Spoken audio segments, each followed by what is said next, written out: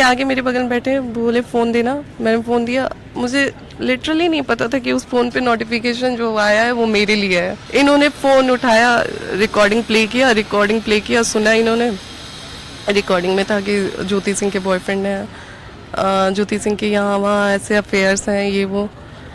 तो ये किसने ये र्यूमर फैलाया?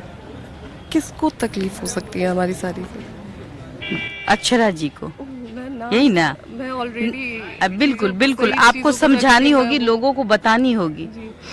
किसने जोड़ा जा रहा है। वो आपका नाम जोड़ करके चाहते थे कि अब ज्योति और पवन के बीच हम बीज बो दे। हम अगर उसके बाद अगर कोई उंगली उठाता है या कुछ बातें ऐसी होती है तो थोड़ी सी तकलीफ लगती है, बट ये पब्लिक है, ये सब जानती है, मुझे बताने की जरूरत नहीं है। मैं आप लोगों से बहुत ही जरूरी विषय पे बात करना चाह रही थी और मैंने सोचा एक बार क्लियर करूं।